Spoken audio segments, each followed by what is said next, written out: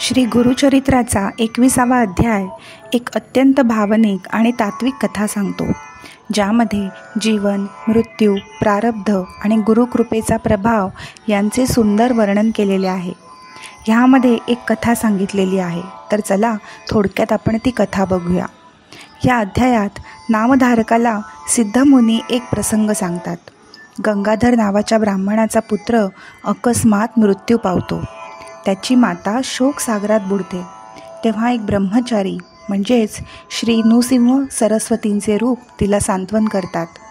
तो तिला जीवन मृत्यूच्या चक्राचे तत्त्वज्ञान समजावतो आणि देहाच्या नश्वरतेबद्दल सांगतो.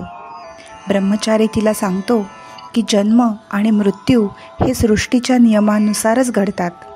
प्रत्येक जीव आपल्या कर्मानुसार जन्म घेतो आणि मृत्यूला सामोरे जातो. मायेच्या प्रभावामुळे आपण माझा मुलगा, माझी पत्नी असे म्हणतो, पण हे सर्व भ्रम आहे. हे काही आपले नाही. परमेश्वर हा सत्य आहे.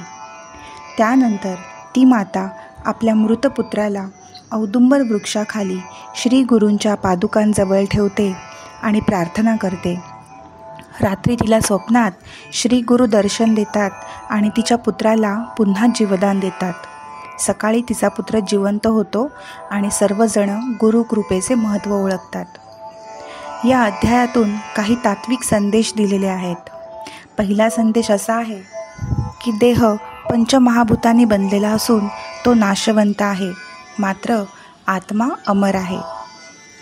दुसरा संदेश असा आहे की मायेच्या अज्ञानामुळे आपण नात्यांमध्ये अडकतो आणि शोक करतो. यालाच मायेचा प्रभाव असंही म्हणतात. आणि तिसरा संदेश गुरुकृपेचे महत्त्व पटवून देणारा आहे. गुरुचरणांची भक्ती आणि श्रद्धा आपल्याला संकटांमधून मुक्त करू शकते. श्री गुरुचरित्राचा 22वा अध्याय हा अत्यंत महत्त्वाचा अध्याय आहे, ज्यामध्ये गुरूंच्या कृपेने भक्ताच्या जीवनात घडलेल्या चमत्कारिक घटनेचे वर्णन आहे. या अध्यायामध्ये एक वांझ म्हैस गुरूंच्या आशीर्वादाने दूध देऊ लागते असं वर्णन केलेलं आहे. तर चला आपण बघूया ह्या 22व्या अध्यायाचा सारांश. या अध्यायात नामधारक शिष्य आपल्या गुरूंच्या चरणी नम्रतेने प्रार्थना करतो. तो गुरूंच्या चरण स्पर्शामुळे प्राप्त झालेल्या ज्ञानाचे आणि आत्मसाक्षात्काराचे वर्णन करतो. गुरूंच्या कृपेने त्याचे मन परमार्थाच्या मार्गावर स्थिर झालेले आहे. आता ह्याच्यातल्या काही आपण प्रमुख ओव्या बघूया. नामधारक शिष्य राणा, लागे सिद्धाचिया चरणा, कर जोडून या जाणा, विनवी तसे परियेसा. म्हणजेच शिष्य गुरूंच्या चरणी नम्रतेने प्रार्थना करीत आहे. जय जयाजी योगीश्वरा, शिष्य जन मनोहरा, तुची तारक भावसागरा, अज्ञान तिमिरा ज्योती तू. गुरूंचे गुणगान करताना त्यांना भवसागरातून तारणारा आणि अज्ञानाचा अंधकार दूर करणारा असं म्हटलेलं आहे. तुझा चरण संपर्क होता, झाले ज्ञान मजा आता, परमार्थ वासना तत्वता, झाले तुझी प्रसादे. गुरूंच्या चरणस्पर्शामुळे शिष्याला ज्ञान प्राप्त झाले आहे आणि त्याचे मन परमार्थाच्या मार्गावर स्थिर झालेले आहे. तर असा हा 22वा अध्याय अत्यंत महत्त्वाचा आहे. हा अध्याय भक्ती, श्रद्धा आणि गुरूंच्या कृपेच्या महत्त्वावर प्रकाश टाकतो. गुरूंच्या आशीर्वादाने अशक्य गोष्टी शक्य होतात हे या अध्यायातून स्पष्ट होते. श्री गुरुचरित्राचा 23वा अध्याय हा राक्षस मुक्तकरण या शीर्षकाने ओळखला जातो. या अध्यायात श्री नृसिंह सरस्वती यांच्या अद्भुत लीलांचे वर्णन केलेले आहे, ज्यात त्यांनी एका ब्रह्मराक्षसाला मुक्त केले आणि त्यांच्या भक्तांच्या इच्छांची पूर्तता केली. एक ब्रह्मराक्षस श्री गुरूंच्या चरणी येतो आणि त्यांची कृपादृष्टी मागू लागतो. श्री गुरु त्याला संगमावर स्नान करण्याचे आदेश देतात, ज्यामुळे तो आपल्या पापांपासून मुक्त होतो.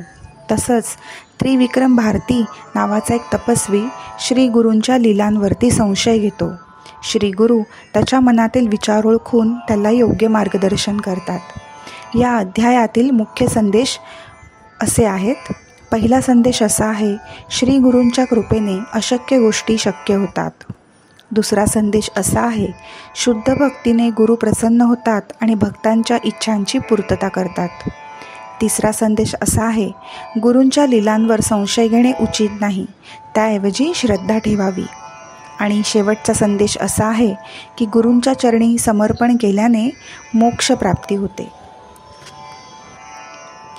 श्री गुरुचरित्राचा 24वा अध्याय त्रिविक्रम भारती या यतीच्या अनुभवावर आधारित आहे, ज्यात त्याने श्री गुरूंच्या विश्वरूपाचे दर्शन घेतले आणि त्याच्या अज्ञानाचा नाश झाला. तर चला बघूया या अध्यायाचा सारांश. त्रिविक्रम भारती हा एक विद्वान आणि तपस्वी यती होता, जो श्री नृसिंह सरस्वती महाराजांना दांभिक संन्यासी समजून त्यांची निंदा करीत असे. तो दररोज मानसपूजा करत असे, परंतु एके दिवशी त्याला आपल्या पूजेतील मूर्ती स्पष्ट दिसेनाशी झाली. त्यामुळे तो चिंतित झाला आणि विचार करू लागला की त्याला त्याच्या तपश्चर्येचे फळ मिळतच नाही आहे. तेव्हाच श्री गुरु आपल्या शिष्यांसह त्या गावात आले. त्रिविक्रम भारतीने त्यांना पाहिले आणि आश्चर्यचकित झाला, कारण त्याला सर्व शिष्यांमध्ये एकच रूप दिसले, ते म्हणजे श्री नृसिंह सरस्वतींचे. त्याने त्यांना साष्टांग नमस्कार केला आणि आपल्या अज्ञानाची क्षमा मागितली. श्री गुरूंनी त्याला उपदेश केला की तू आम्हाला दांभिक म्हणतोस, पण तुझ्या मनात जो हरी आहे तोच आम्ही आहोत. या अनुभवामुळे त्रिविक्रम भारतीचे अज्ञान दूर झाले आणि त्याने श्री गुरूंना आपले दैवत मानले. या अध्यायात आपल्याला अशी शिकवण मिळते की श्री गुरु त्रिविक्रम भारतीला दर्शवतात की गुरु हेच ब्रह्म, विष्णू आणि महेश आहेत. गुरूंच्या रूपातच त्रिमूर्तींचे अस्तित्व आहे. तसंच त्रिविक्रम भारतीच्या अहंकारामुळे त्याला श्री गुरूंचे खरे स्वरूप समजले नाही, परंतु जेव्हा त्याने अहंकाराचा त्याग केला तेव्हा त्याला ज्ञान प्राप्त झाले. श्री गुरूंनी त्रिविक्रम भारतीच्या भक्तीवर प्रसन्न होऊन त्याला मोक्ष प्रदान केला आणि पुनर्जन्माच्या चक्रातून त्याला मुक्त केले. या अध्यायातून आपल्याला हे शिकायला मिळते की गुरूंच्या चरणी पूर्ण समर्पण आणि श्रद्धा ठेवल्यास आपले अज्ञान दूर होऊन आत्मज्ञान प्राप्त होते. श्री गुरुचरित्राचा 25वा अध्याय हा अत्यंत महत्त्वाचा आहे. या अध्यायात श्री गुरूंच्या अद्भुत लीला, त्यांच्या भक्तांवरील कृपाप्रसंगांचे वर्णन आहे. या अध्यायात एक विशेष कथा सांगितली आहे, ज्यात एक यवन राजा ब्राह्मणांना वेदपठणासाठी आमंत्रित करतो आणि त्यांना धन देतो, परंतु त्यांचा हेतू वेदांची निंदा करण्याचा असतो. श्री गुरूंनी या प्रसंगात हस्तक्षेप करून सत्याचा विजय घडवून आणला आणि ब्राह्मणांना योग्य मार्ग दाखवला. तर चला बघूया या अध्यायातल्या काही ओव्या. जय जयाजी सिद्धमुनी, तुची गुरु शिरोमणी, साक्षी येतसे अंतःकरणी, बोलिला माते परमार्थ. ऐसा कृपाळू परमेश्वर, आपण झाला अवतार, येरा दिसतेसी नर, तेची अज्ञानी प्रत्यक्ष. सिद्ध म्हणे ऐक बाळा, श्री गुरुची अगम्य लीला, सांगता न सरे बहु कळा, साधारण मी सांगतसे. या ओव्यांमधून श्री गुरूंच्या करुणेचा आणि त्यांच्या अद्भुत लीलांचा उल्लेख आहे. या अध्यायाचा अभ्यास केल्याने भक्तांना आध्यात्मिक उन्नतीचा मार्ग सापडतो. श्री गुरुचरित्र अध्याय 26वा हा अध्याय वेदांचे महत्त्व, त्यांचे स्वरूप, शाखा आणि वेदाध्ययनाच्या मर्यादा यावर प्रकाश टाकतो. या अध्यायात श्री गुरु ब्राह्मणांना वेदांचे गूढत्व समजावून सांगतात आणि वेदव्यासांनी वेदांचे विभाजन कसे केले हेही स्पष्ट करतात. तर चला बघूया या अध्यायाचा सारांश.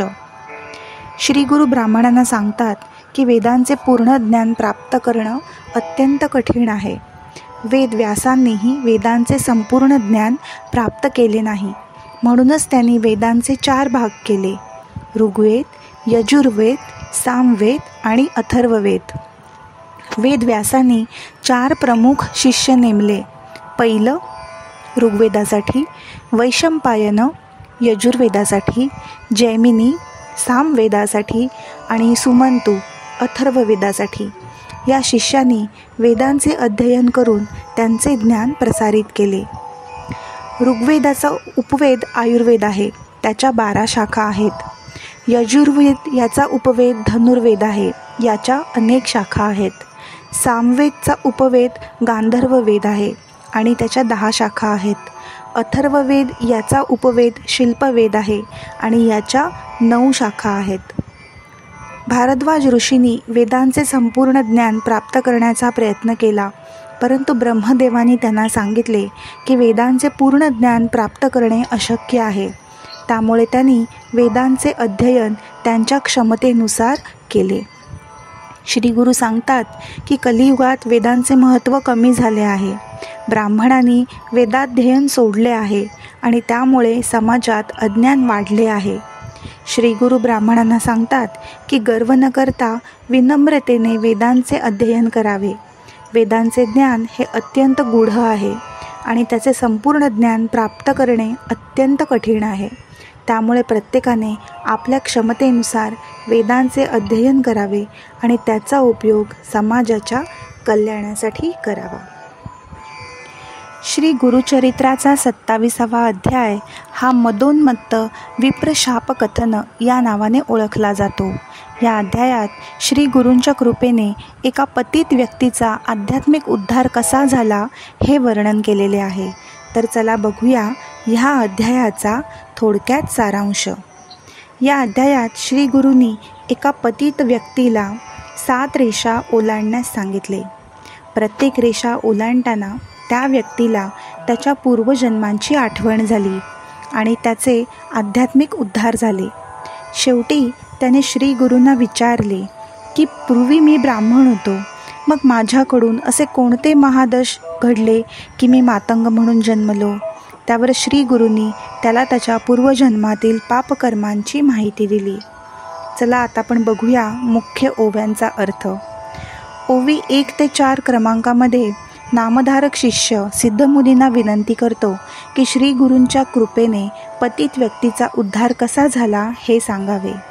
ओवी क्रमांक 5 ते 8 श्री गुरूंनी ब्राह्मणांना वेदांचे महत्त्व सांगितले आहे, पण काही ब्राह्मण अहंकाराने त्यांचे वचन नाकारतात, वेदांचा अभ्यास करत नाहीत. त्यामुळे श्री गुरु त्यांना त्यांच्या कर्मानुसार फळ मिळेल असे सांगतात. ओवी क्रमांक 9 ते 16 श्री गुरूंनी एका पतित व्यक्तीला 7 रेषा ओलांडण्यास कसे सांगितले आणि त्या रेषा ओलांडताना त्याला पूर्वजन्मांची आठवण कशी झाली याचे वर्णन केलेले आहे. ओवी क्रमांक 17 ते 23 प्रत्येक रेषा ओलांडल्यावर त्या व्यक्तीला पूर्वजन्मांची माहिती कशी मिळाली ह्याचे वर्णन केलेले आहे. ओवी क्रमांक 24 ते 26 श्री गुरूंनी त्याला विभूती लावली आणि त्याचे ज्ञान प्रकाशित झाले, त्यामुळे तो वेदशास्त्र सांगू लागला असे सांगितलेले आहे. ओवी क्रमांक 27 ते 30 यामध्ये असे वर्णन आहे की ब्राह्मणांनी त्याच्या ज्ञानामुळे भीतीने गुरुचरणांच्या शरणागती पत्कारली. आणि ओवी क्रमांक 31 ते 55 ह्यामध्ये श्री गुरूंनी त्यांना त्यांच्या पापकर्माची माहिती दिली आणि पुढील जन्मात ब्रह्मराक्षस होण्याचा शाप दिला. शेवटी पतित व्यक्तीने श्री गुरूंना वंदन करून त्यांची क्षमा मागितली आणि कृपा करण्याची मागणी केली. या अध्यायात श्री गुरूंच्या कृपेने पतित व्यक्तीचा म्हणजेच पापी व्यक्तीचा उद्धार कसा झाला हे स्पष्ट केले आहे. गुरूच्या स्पर्शाने आणि कृपेने आत्मज्ञान प्राप्त होते असेही सांगितलेले आहे. श्री गुरुचरित्राचा 28वा अध्याय कर्मविपाक या नावाने ओळखला जातो. या अध्यायात श्री गुरूंनी कर्माच्या परिणामांची सखोल चर्चा केलेली आहे. तर चला बघूया या 28व्या अध्यायाचा सारांश. या अध्यायात श्री गुरूंनी पतित नावाच्या व्यक्तीला त्याच्या पूर्वजन्माची माहिती दिली आहे. त्याच्या पापकर्मांमुळे त्याला चांडाळ जन्म प्राप्त झाला होता. त्याला सांगितले की प्रत्येक कर्माचे फळ मिळते आणि तेच भविष्यातील जन्म ठरवते. या अध्यायात त्रिविक्रम नावाच्या शिष्याने श्री गुरूंना विचारले की महापतित व्यक्तीला दिव्य ज्ञान कसे प्राप्त झाले. त्यावर श्री गुरूंनी उत्तर दिले की गुरूच्या कृपेने आणि भस्माच्या माहिम्यामुळेच त्याला ज्ञानप्राप्ती झालेली आहे. चला आपण आता ओव्यांचे अर्थ बघूया. ओवी क्रमांक 3 श्री गुरूंनी पतिताला त्याच्या पूर्वजन्माची माहिती दिली आणि सांगितले की त्याच्या पापकर्मांमुळेच त्याला चांडाळ जन्म प्राप्त झाला. ओवी क्रमांक 86 ते 89 शिष्याने विचारले की महापतित व्यक्तीला दिव्य ज्ञान कसे प्राप्त झाले. श्री गुरूंनी उत्तर दिले की गुरुच्या कृपेने आणि भस्माच्या माहिम्यामुळेच त्याला ज्ञानप्राप्ती झाली. ओवी क्रमांक 90 ते 94 भस्माच्या माहिम्याचे महानतेचे वर्णन करताना श्री गुरूंनी सांगितले की भस्म हे पवित्र आहे आणि त्याच्या उपयोगाने पापक्षालन होते. श्री गुरुचरित्राचे श्रवण केल्याने सर्व दोष दूर होतात.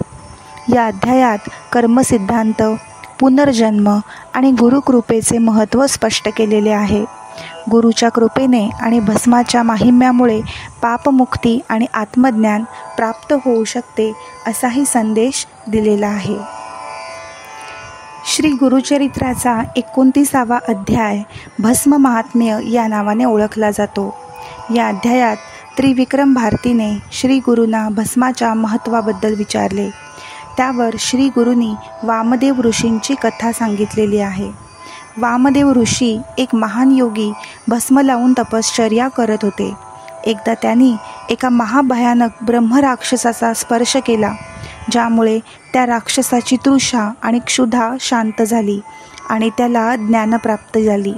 वामदेव ऋषींनी त्याला त्रिपुंड्रू भस्म लावले, ज्यामुळे तो दिव्य तेजस्वरी देहधारी झाला आणि स्वर्गामध्ये निघून गेला. ओवी क्रमांक 1 ते 4 यामध्ये त्रिविक्रम भारतीने श्री गुरूंना भस्माच्या महत्त्वाबद्दल विचारले आहे. त्यावर श्री गुरूने सांगितले आहे की एकचित्त होऊन ऐक, मी तुला भस्म महात्म्य सांगतो. ओवी क्रमांक 5 ते 9 वामदेव ऋषी एक महान योगी भस्म लावून कसे तपश्चर्या करीत होते. ते निर्जन स्थळी गेले तेव्हा त्यांना तिथे एक भयानक ब्रह्मराक्षस जो अनेक जीवांचं भक्षण करत होता तो भेटला, याचं वर्णन केलेलं आहे. ओवी क्रमांक 20 ते 21 वामदेव ऋषींच्या स्पर्शाने ब्रह्मराक्षसाची तृषा आणि क्षुधा कशी शांत झाली आणि त्याला ज्ञानप्राप्ती कशी झाली याचं वर्णन केलेलं आहे. ओवी क्रमांक 22 ते 24 ब्रह्मराक्षसाने वामदेव ऋषींच्या चरणी शरणागती पत्करली आणि त्यांना उद्धार करण्याची विनंती केली. ओवी क्रमांक 42 ते 44 यामध्ये वामदेव ऋषींनी सांगितले आहे की त्रिपुंड्रू भस्म लावल्याने शिवसायुज्य प्राप्त होते आणि चतुर्विध पुरुषार्थ साध्य होतो. ओवी क्रमांक 49 ते 52 ब्रह्मराक्षाने त्रिपुंड्रू भस्म लावल्याने तो दिव्य तेजस्वी देहधारी कसा झाला आणि तो स्वर्गात गेला याचे वर्णन दिलेले आहे. ओवी क्रमांक 53 ते 55 वामदेव ऋषी हे प्रत्यक्ष महादेवाचे रूप होते, जे भक्तांच्या उद्धारासाठी पृथ्वीवर वावरत होते, याचे सविस्तर वर्णन केलेले आहे. ओवी क्रमांक 56 ते 59 श्री गुरूंनी त्रिविक्रम भारतीला सांगितले की गुरुच्या कृपेनेच भस्म महात्म्याचे संपूर्ण ज्ञान प्राप्त होते. या अध्यायात भस्माच्या महत्त्वाचे वर्णन केलेले आहे. भस्म लावल्याने पापक्षालन होते, आत्मज्ञान प्राप्त होते आणि मोक्षप्राप्ती होते. गुरुच्या कृपेनेच हे सर्व काही साध्य होते असे वर्णन केलेले आहे. श्री गुरुचरित्राचा 30वा अध्याय प्रेतांगण शोक हा अध्याय श्री गुरूंच्या दिव्य लीलांचे वर्णन करतो, ज्यामध्ये ते प्रेतांच्या पीडित आत्म्यांना मुक्ती देतात. या अध्यायात नामधारक शिष्य सिद्धमुनींना विनंती करतो की श्री गुरूंच्या कृपेने प्रेतांच्या आत्म्यांना कशी मुक्ती मिळाली याचं वर्णन करून सांगावं. तर चला या 30व्या अध्यायाचा सारांश पाहूया. या अध्यायात श्री गुरूंनी प्रेतांच्या आत्म्यांना मुक्ती दिली. त्यांच्या कृपेने त्या आत्म्यांना मोक्ष प्राप्त झाला. श्री गुरूंच्या स्पर्शाने आणि उपदेशाने त्या आत्म्यांचे पाप नष्ट झाले आणि त्यांना दिव्य ज्ञान प्राप्त झाले असे वर्णन केलेले आहे. तर चला आपण जाणून घेऊया काही ओव्यांचा अर्थ. ओवी 1 ते 2 ह्यामध्ये नामधारक शिष्य सिद्धमुनींना विनंती करतो की श्री गुरूंच्या कृपेने प्रेतांच्या आत्म्यांना कशी मुक्ती मिळाली ते सांगावे. ओवी क्रमांक 3 ते 5 यामध्ये सिद्धमुनी उत्तर देतात की श्री गुरूंच्या कृपेने त्या आत्म्यांना मोक्ष प्राप्त झाला. त्यांच्या दिव्य लीलांचे वर्णन करणे अत्यंत कठीण आहे. ओवी क्रमांक 6 ते 8 श्री गुरूंनी प्रेतांच्या आत्म्यांना उपदेश केला आणि त्यांना भस्म लावले. त्यामुळे त्यांच्या पापांचे क्षालन झाले आणि त्यांना दिव्य ज्ञान प्राप्त झाले.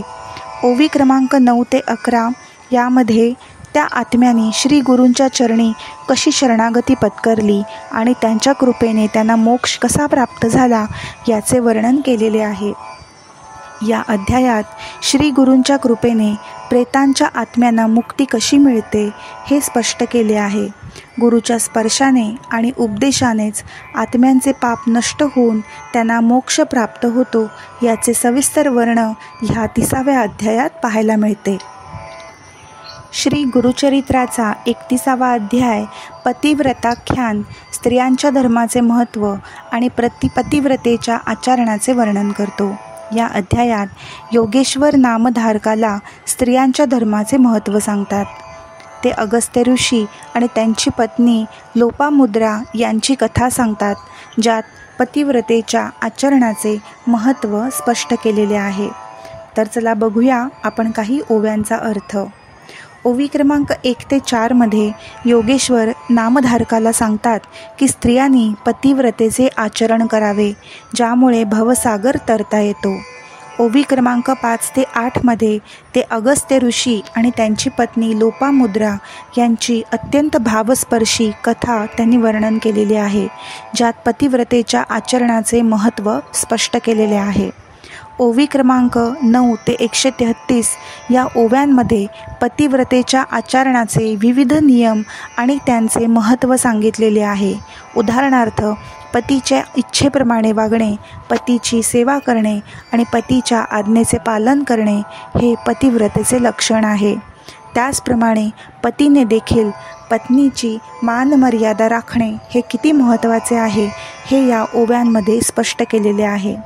या अध्यायात स्त्रियांनी पतिव्रतेचे आचरण केल्यास त्यांना मोक्षप्राप्ती कशी होते आणि हे आचरण कसे करावे याचे वर्णन सांगितलेले आहे. पतीची सेवा आणि त्याच्या इच्छेप्रमाणे वागणे हे स्त्रियांच्या धर्माचे मुख्य अंग आहे असे देखील सांगितलेले आहे. श्री गुरुचरित्राचा 32वा अध्याय पतिव्रताख्यान आणि विधवांच्या धर्माचरणाचे महत्त्व आणि त्याचे फळ यांचे सखोल वर्णन करतो. तर चला बघूया ह्या 32व्या अध्यायाचा थोडक्यात सारांश. या अध्यायात योगेश्वर नामधारकाला विधवांच्या धर्माचरणाचे महत्त्व सांगतात. ते बृहस्पती आणि त्यांची पत्नी यांची कथा सांगतात, ज्यात पतिव्रतेच्या आचरणाचे महत्त्व स्पष्ट केलेले आहे.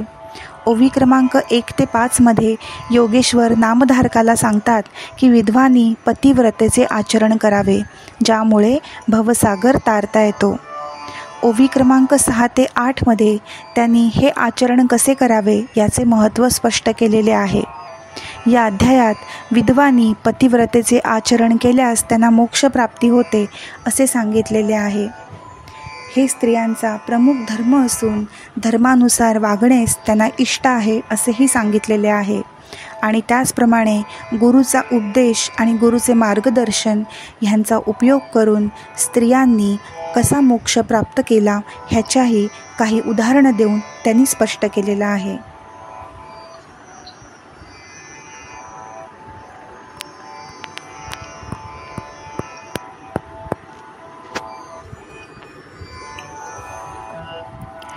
श्री गुरुचरित्राचा 33वा अध्याय रुद्राक्ष महिमा असा संबोधला जातो.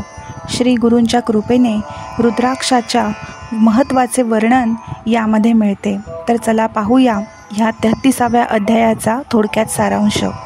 या अध्यायात एक दाम्पत्य श्री गुरूंच्या चरणी येते आणि त्यांच्या पतीच्या निधनानंतरच्या विधींबद्दल मार्गदर्शन मागते. त्यांना एका यतीने रुद्राक्ष देऊन प्रेताच्या कानात बांधण्यास सांगितले होते. श्री गुरु त्यांना समजवतात की रुद्राक्ष हे अत्यंत पवित्र असून ते धारण केल्याने पापांचा नाश होतो आणि मोक्ष प्राप्ती होते. तर चला बघूया ह्यातील काही प्रमुख ओव्यांचा अर्थ. ओवी क्रमांक 1 ते 4 यामध्ये नामधारक शिष्य सिद्धमुनींना विनंती करतो की श्री गुरूंच्या कृपेने रुद्राक्षाच्या महत्त्वाचे वर्णन करा. ओवी क्रमांक 5 ते 8 सिद्धमुनी उत्तर देतात की एक दाम्पत्य श्री गुरूंच्या चरणी आले आणि त्याच्यानंतर निधनानंतर त्यांनी विधींबद्दल मार्गदर्शन मागितले. ओवी क्रमांक 9 ते 13 यामध्ये श्री गुरु त्यांना समजवतात की रुद्राक्ष हे अत्यंत पवित्र असून ते धारण केल्याने पापांचा नाश होतो आणि मोक्षप्राप्ती होते. तर अशा प्रकारे या अध्यायात रुद्राक्षाच्या महत्त्वाचे वर्णन केलेले आहे. विविध कथा आणि दाखले देत रुद्राक्ष धारण केल्याने पापांचा नाश कसा होतो आणि मोक्षप्राप्ती कशी होते आणि श्री गुरूंच्या कृपेनेच हे कसे साध्य होऊ शकते ह्याचे सविस्तर वर्णन या अध्यायामध्ये केलेले आहे. श्री गुरुचरित्राचा 34वा अध्याय अशुभ निवारण असा संबोधला जातो. हा अध्याय गुरूंच्या कृपेने व्यक्तीवरील अशुभ शक्तींचा नाश कसा होतो याचे वर्णन करतो. तर चला बघूया या अध्यायाचा थोडक्यात सारांश. या अध्यायात श्री गुरूंच्या कृपेने एका व्यक्तीवर आलेल्या अशुभ प्रभावांचा नाश होतो.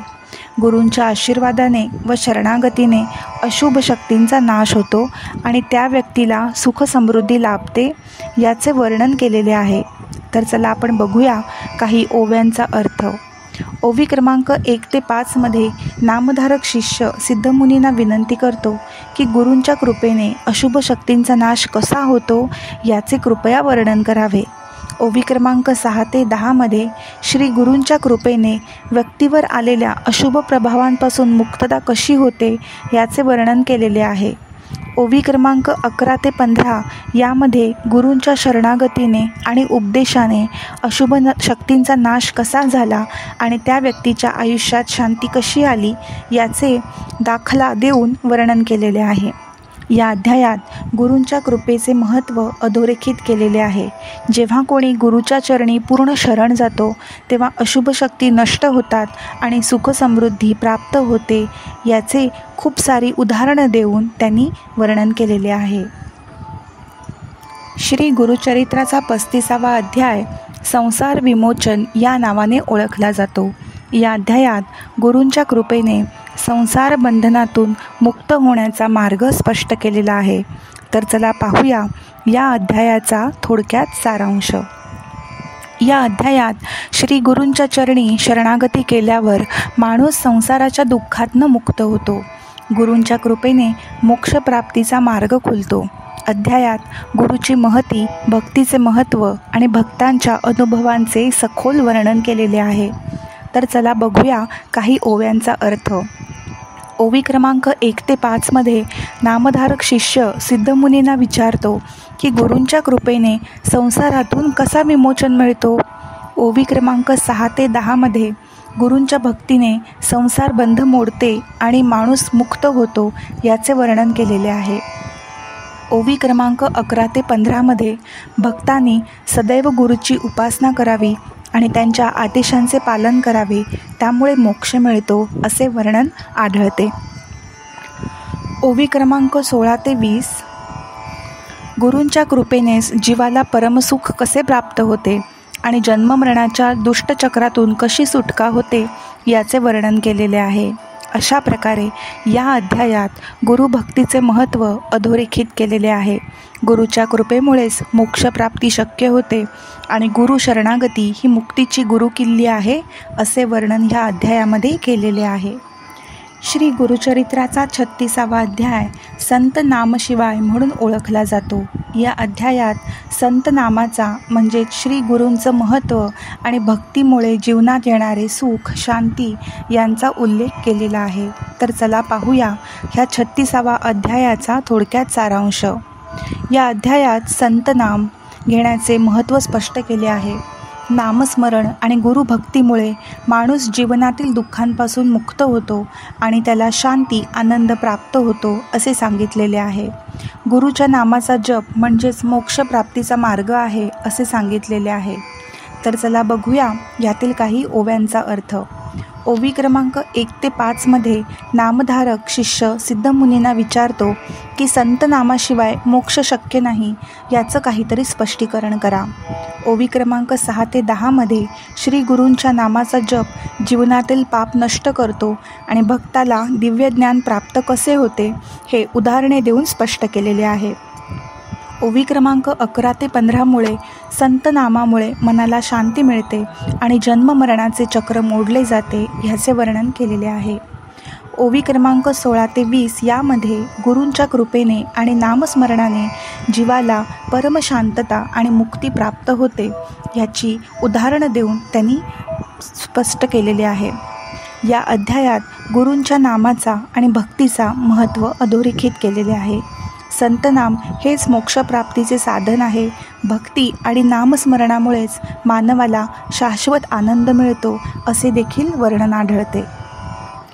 श्री गुरुचरित्राचा 37वा अध्याय सत्यप्रकाश या नावाने ओळखला जातो. या अध्यायात सत्य आणि ज्ञानप्राप्तीचा मार्ग गुरूंच्या आशीर्वादाने कसा साध्य होतो हे स्पष्ट केलेले आहे. तर चला बघूया अध्याय क्रमांक 37 याचा थोडक्यात सारांश. या अध्यायात गुरूंच्या कृपेने माणसाला सत्यज्ञान प्राप्त होते. गुरूंच्या शिकवणुकीने आणि भक्तीने मनाला प्रकाश प्राप्त होतो, ज्यामुळे भ्रम दूर होतात आणि आत्मज्ञान प्राप्त होते असे वर्णन केलेले आहे. तर चला बघूया काही मुख्य ओव्यांचा अर्थ. ओवी क्रमांक 1 ते 5 मध्ये नामधारक शिष्य सिद्धमुनींना विचारतो, गुरूंच्या कृपेने सत्यज्ञान कसे प्राप्त होते बरे? ओवी क्रमांक 6 ते 10 मध्ये गुरूंच्या आशीर्वादाने मनाला प्रकाश मिळतो आणि अज्ञानाचा नाश होतो याचे दाखले देत स्पष्टीकरण केलेले आहे. ओवी क्रमांक 11 ते 15 मध्ये भक्ती आणि गुरुभक्तीने आत्मज्ञान प्राप्त होते, ज्यामुळे माणूस सत्वर मुक्त होतो याचे वर्णन आढळते. ओवी क्रमांक 16 ते 20 मध्ये गुरूंच्या कृपेने सत्यप्रकाशाचा अनुभव होतो, ज्यामुळे जन्ममरणाचं कसं चक्र मोडलं जातं याचं वर्णन आढळतं. अशा प्रकारे या अध्यायात गुरूंच्या आशीर्वादाने सत्यज्ञान प्राप्तीचं महत्त्व सांगितलेलं आहे. गुरुजी शिकवण आणि भक्ती हेच आत्मज्ञानाचे साधन आहेत हे सांगितलेले आहे. श्री गुरुचरित्राचा 38वा अध्याय ज्ञानदीप या नावाने ओळखला जातो. या अध्यायात गुरूंच्या कृपेने ज्ञानाचा प्रकाश कसा प्राप्त होतो आणि तो माणसाच्या जीवनाला कसा उजळवतो हे सांगितलेले आहे. तर चला बघूया या अध्यायाचा थोडक्यात सारांश. या अध्यायात गुरूंच्या आशीर्वादाने ज्ञानाचा दीप कसा पेटतो आणि तो अंधार दूर करून मनाला प्रकाश देतो याचे वर्णन केलेले आहे. गुरूंच्या शिकवणुकीमुळे भक्ती वाढते आणि आत्मज्ञान प्राप्त होते याचेही उदाहरणासह स्पष्टीकरण दिलेले आहे. तर चला आपण मुख्य ओव्यांचा अर्थ पाहूया. ओवी क्रमांक 1 ते 5 मध्ये नामधारक शिष्य सिद्धमुनींना विचारतो की गुरूंच्या कृपेने ज्ञानदीप कसा बरे पेटतो? ओवी क्रमांक 6 ते 10 मध्ये गुरूंच्या आशीर्वादाने मनाला प्रकाश मिळतो आणि अज्ञानाचा नाश होतो याचे वर्णन आढळते. ओवी क्रमांक 11 ते 15 मध्ये भक्ती आणि गुरुभक्तीने माणूस सत्यज्ञान प्राप्त करतो, ज्यामुळे त्याला जीवनातील खरे सुख लाभते याचे वर्णन केलेले आहे. ओवी क्रमांक 16 ते 20 मध्ये गुरूंच्या कृपेने ज्ञानदीप पेटल्याने जन्ममरणाचे चक्र मोडते आणि मोकळीक प्राप्त होते याचे उदाहरणासकट स्पष्टीकरण केलेले आहे. अशा प्रकारे या अध्यायात गुरूंच्या कृपेने ज्ञानप्राप्तीचे महत्त्व स्पष्ट केलेले आहे. गुरूंचा आशीर्वाद आणि भक्ती हेच जीवनातील अंधकार दूर करण्याचे दीपक आहेत असे वर्णन आढळते. श्री गुरुचरित्राचा 39वा अध्याय शरणागती या नावाने ओळखला जातो.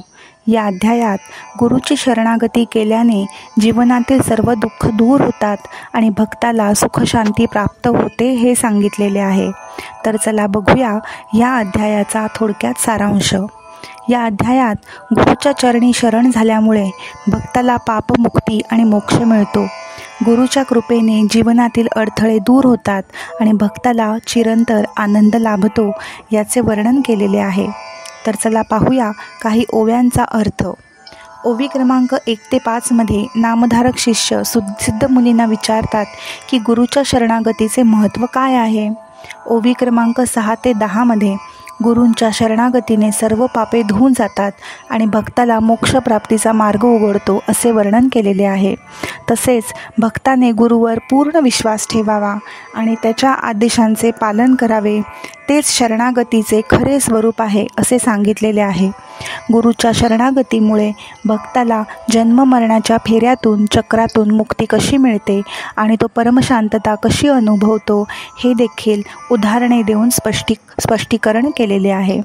अशा प्रकारे या अध्यायात गुरुची शरणागती ही मोक्षाची गुरुकिल्ली असल्याचा उल्लेख आहे. गुरुच्या आशीर्वादानेच जीवनातील सर्व अडचणी दूर होतात असे वर्णन या अध्यायामध्ये केलेले आहे. श्री गुरुचरित्राचा 40वा अध्याय भक्तिचरण या नावाने ओळखला जातो. या अध्यायात भक्तीच्या मार्गाने श्री गुरूंच्या चरणी जाण्याचे महत्त्व आणि भक्तीमुळे होणारे फळ स्पष्ट केलेले आहे. तर चला बघूया ह्या 40व्या अध्यायाचा थोडक्यात सारांश. या अध्यायात भक्तीचे महत्त्व सांगितलेले आहे. भक्तीमुळे माणूस श्री गुरूंच्या चरणी शरण कसा जातो आणि ज्यामुळे त्याला पापमुक्ती आणि मोक्षमुक्ती प्राप्त होते. गुरुची भक्ती हाच मोक्षाचा मुख्य मार्ग आहे असे सांगितलेले आहे. तर चला बघूया काही मुख्य ओव्यांचा अर्थ. या अध्यायामध्ये नामधारक शिष्य सिद्धमुनींना विचारतो की भक्तीने गुरूंच्या चरणी जाण्याचे काय महत्त्व आहे. तेव्हा ते सांगतात की भक्तीमुळे मन शुद्ध होते आणि माणूस श्री गुरूंच्या कृपेने पावन होतो. गुरूंच्या भक्तीने माणूस जन्ममरणाच्या चक्रातून मुक्त होतो आणि भक्तीच्या मार्गानेच मोक्षप्राप्ती होते आणि जीवनात शांती येते. अशा प्रकारे या अध्यायात भक्तीच्या महत्त्वावर भर दिला आहे. भक्तीमुळेच गुरूंच्या कृपेने मोक्षप्राप्ती होते. गुरुभक्ती हेच जीवनातील सर्व दुःख निवारणाचे साधन आहे असे सांगितलेले आहे. त्याचप्रमाणे खरी भक्ती म्हणजे काय, ती भक्ती कशी करावी आणि ती भक्ती परमेश्वरापर्यंत पोचण्यासाठी नेमका कोणता धर्म आणि काय आचरणात आणावे याचे सुद्धा वर्णन या अध्यायामध्ये केलेले आहे. तर मित्रांनो, अशा प्रकारे या व्हिडिओमध्ये आपण 21व्या अध्यायापासून ते 40व्या अध्यायापर्यंत थोडक्यात सारांश पाहिला. आता ह्याच्या पुढील व्हिडिओमध्ये आपण उरलेल्या अध्यायांचा याच प्रकारे थोडक्यात सारांश बघणार आहोत. धन्यवाद.